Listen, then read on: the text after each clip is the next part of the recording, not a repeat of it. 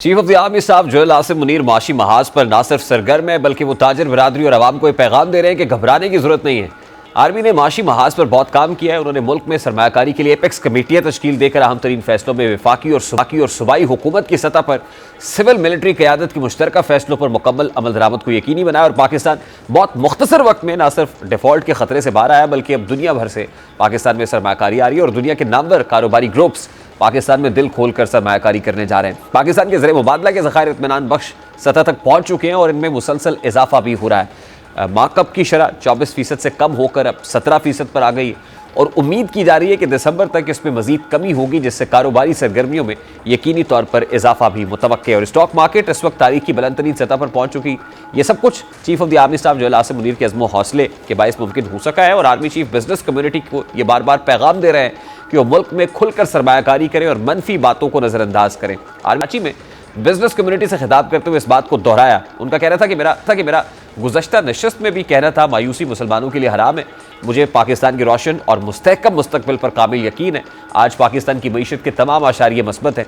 अगले बरस तक इंशाअल्लाह मजीद बेहतर होंगे। मायूसी फैलाने, डिफ़ॉल्ट की बातें करने वाले आज किधर हैं? क्या उनको जवाबदेह नहीं ठहराना चाहिए? कोई चीज़ बशमूल सियासत मुल्क से मुकद्दम नहीं है। हम सबको ज़ाती मफाद पर पाकिस्तान को तरजीह देनी चाहिए। रियासत माँ की तरह है, इसकी कदर लीबिया, इराक और फ़लस्तीन के अवाम से पूछनी चाहिए। पाकिस्तान के अलावा हमारी कोई शनाख्त नहीं। जितनी भी मुश्किलात हो, अगर हम सब मिलकर खड़े हो जाएं तो कोई कुछ नहीं बिगाड़ सकता। आर्मी चीफ का कहना था कि आप अपना पैसा लेकर पाकिस्तान आए, अवाम भी कमाए और मुल्क भी तरक्की करे। सिर्फ पाकिस्तानी ही पाकिस्तान को बेल आउट के जरिए माशी इस्तेहकाम दिला सकते हैं। पाकिस्तान की डिजिटल सरहदों की हिफाजत और अवाम की डिजिटल सिक्योरिटी की जिम्मेदारी है। Chief of the army staff की बिजनेस कम्युनिटी से मुलाकात हुई। मारूफ सनतकार आरिफ हबीब साहब भी मुलाकात करने वालों में शामिल थे। इस वक्त फॉर्चुनेटली वो हमारे साथ स्काइप लाइन पर मौजूद है। आरिफ हबीब साहब, अस्सलाम वालेकुम, बहुत बहुत शुक्रिया आपके वक्त के लिए। सर सबसे पहले तो chief of the army staff से जो गुज़श्ता रोज़ की मुलाकात रही, इससे पहले भी राउंड्स ऑफ डिस्कशन हो चुके हैं, गुज़श्ता रोज़ की जो मुलाकात थी वो मुलाकात कैसी रही सर? उसका अहवाल आप शेयर कीजिए प्लीज़।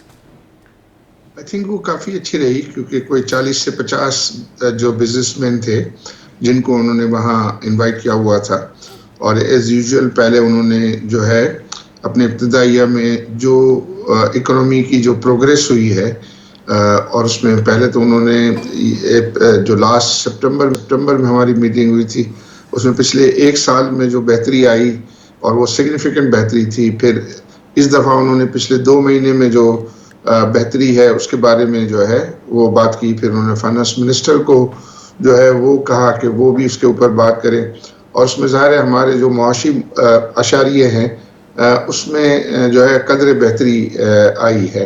हमारा जो इन्फ्लेशन है वो नीचे गया है, इंटरेस्ट रेट जो है वो नीचे जा रहा है, एक्सपोर्ट्स हमारी बढ़ रही हैं, रेमिटेंसेस हमारी जो है वो बढ़ रही हैं। हमारा जो आपके क्रेडिट रेटिंग जो है वो बेहतर हुई। तो वो सारे उन्होंने उस बात को गिनवाया। जो उन्होंने कहा कि ये जो इस मीटिंग का मेरा मकसद है वो ये है कि मैं तमाम मुकामी सरमायाकारों से जो है उनको ये कन्विंस करूं कि वो अपना अगर उन्होंने कोई बाहर सरमाया रखा है तो वो सरमाया मुल्क के अंदर ले आएँ और यहाँ जो है वो इन्वेस्ट करें ताकि उससे न सिर्फ वो भी मुस्तफ़ीद हो बल्कि पाकिस्तानी अवाम भी जो है वो मुस्तफ़ीद हो।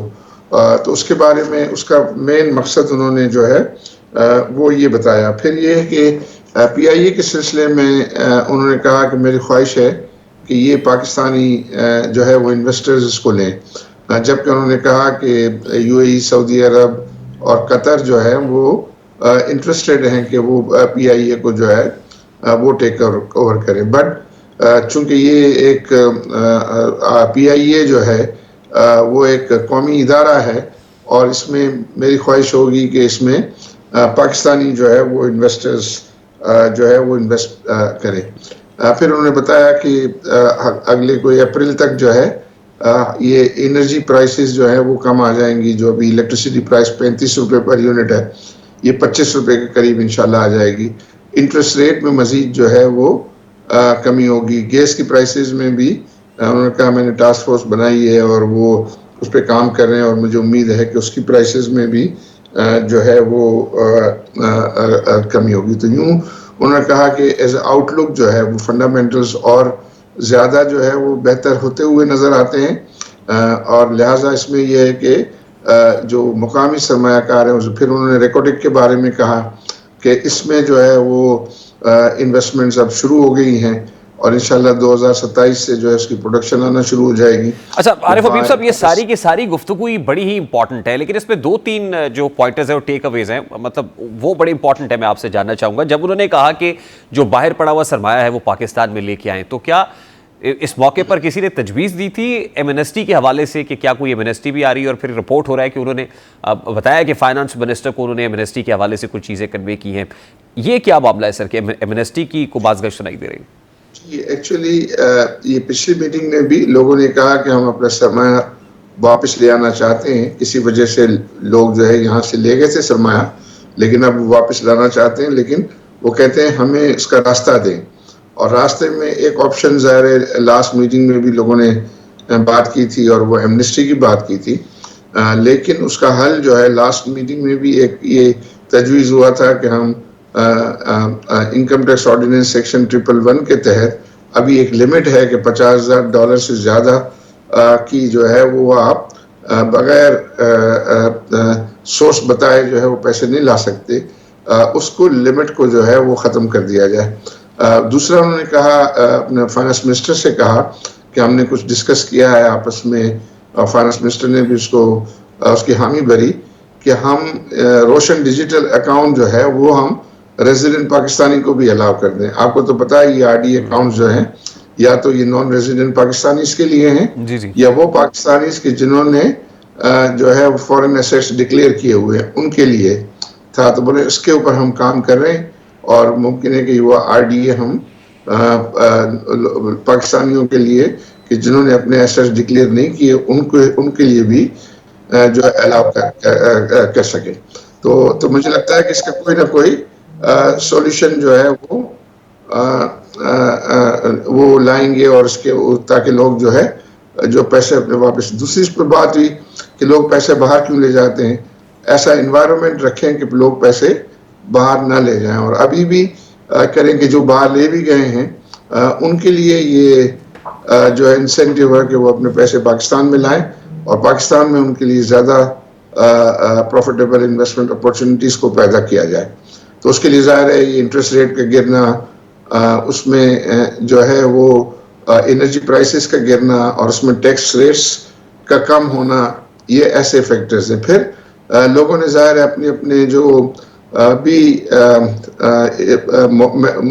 जो उनके मसाइल थे वो मसाइल भी उन्होंने मुख्तलिफ सेक्टर्स से लोग रिप्रेजेंट कर रहे थे, तो उन्होंने भी मसाइल भी बताए और उनकी तजावीज़ भी जो है वो लोगों ने बताई, जिसमें लॉ एंड ऑर्डर कराची का है, इंफ्रास्ट्रक्चर है, पानी का मसला है, इसके बारे में जो है वो जो है हुकूमती सतह के जो मसाइल हैं उनकी शिकायत भी chief of the army staff को लगाई गुज़श्ता रोज़ ताजरों ने कि ख़ासतौर पे ब्यूरोक्रेसी आड़े आ जाती है, कुछ पॉलिसीज़ आड़े आ जाती हैं, कुछ माफियाज का जिक्र भी किया as far as Karachi is concern, क्योंकि इकोनॉमिक हब है पाकिस्तान का। तो कुछ इस नौयत के मसाइल भी थे जिनका सीधा सीधा ताल्लुक हुकूमत के साथ। आई थिंक उस पर भी बात की कि पॉलिटिशियंस भी क्रिटिसाइज होते हैं और जो है वो दूसरे अरबाब इख्तियार जो है वो भी क्रिटिसाइज होते हैं, लेकिन जो ब्यूरोक्रेसी है वो ब्यूरोक्रेसी भी इतनी ही जिम्मेदार है, तो उसमें भी रिफॉर्म्स लाना जो है वो बड़ा इम्पोर्टेंट होगा। और उसमें एफबीआर के बारे में भी बात हुई कि इसको डिजिटलाइजेशन ऑफ एफबीआर और डिजिटाइजेशन ऑफ लैंड रिकॉर्ड्स के बारे में भी जो है वो तजावीज़ आई। तो यूं मुख्तलिफ किसी खास पॉलिटिकल पार्टी की बात नहीं हुई इन पर्टिकुलर, मैं पूछ रहा हूँ? नहीं, आई डोंट थिंक कोई पॉलिटिकल पार्टी की बात नहीं हुई। बस यही है कि मुख्तलिफ जो हुकूमतें हैं, हुकूमतों से ज़ाहिर लोग एक्सपेक्ट कर रहे होते हैं जो भी, और उस हुकूमत की जिम्मेदारी होती है कि लोगों के मसाइल को जो है हल करें और उनको मुतमईन रखें। ठीक। अच्छा, ये जो as far as Karachi is concern, तो ये कहा जा रहा है कि 6 महीने तक कोई स्पेस अगर कराची को दी जाए और इस चुंगल से निजात दिला दी जाए तो हम IMF का कर्जा भी उतार देंगे। वो ऐसी कमिटमेंट ताजर बिरादरी ने भी chief of the army staff से की। आई थिंक ये तो कोई IMF का कर्जा उतार देने वाला, वो तो आई थिंक नॉन सीरियस सी बात है इस किस्म का, आई बिलीव। ऐसी ऐसी बात नहीं हुई है, ये मिस रिपोर्टिंग है आप कह रहे हैं? नहीं, मिस रिपोर्टिंग तो नहीं है, बट आई थिंक मुमकिन है कि मैं उस वक्त ना बैठा हूँ वहाँ। ठीक। अच्छा, लास्टली आरिफ हबीब साहब, हाउ डू यू सी, जब ये chief of the army staff ने डिजिटल सरहदों की हिफाजत की बात भी की, तो और फिर इस तरह की कुछ चीज़ें, आपको क्या लग रहा है आने वाले दिनों में, फिर 1 साल की बात भी की कि अगले साल हालात और बेहतर हो जाएंगे, तो उनके कहने का मतलब क्या है, क्या समझा जाए इससे? उनका ये कहना था कि आजकल जो है ये जो मिसाइल और टैंक्स और इससे वॉर नहीं होती है, ये जो डिजिटल टेक्नोलॉजी है उसके ज़रिए भी दुश्मन जो है वो मालिक एक दूसरे पर हमला कर रहे होते हैं, तो उसको भी हमें चौकन्ना रहना चाहिए और उसका भी जो भी तोड़ है उसके तोड़ के लिए हमें अलर्ट रहना चाहिए और उसको भी अपने आप को जो है इसके लिए तैयार करना चाहिए। तो उन्होंने कहा कि ज़्यादातर सोशल मीडिया में जो काम हो रहा है ये हमारे दुश्मन ममालिक फंड करते हैं उनको, और वो हमारे ही लोगों को जो है वो इस्तेमाल कर रहे होते हैं और लोग इसको समझे सोचे बगैर जो है इस्तेमाल हो रहे होते हैं, और वो फिर जो है वो अगर उनको डॉलर्स मिल रहे होते हैं तो वो समझते हैं कि हम कोई बहुत बड़ा काम तीर मार रहे हैं और काम कर रहे हैं, लेकिन वो एक्चुअली काम कर रहे होते हैं हमारे मुल्क के इंटरेस्ट के खिलाफ।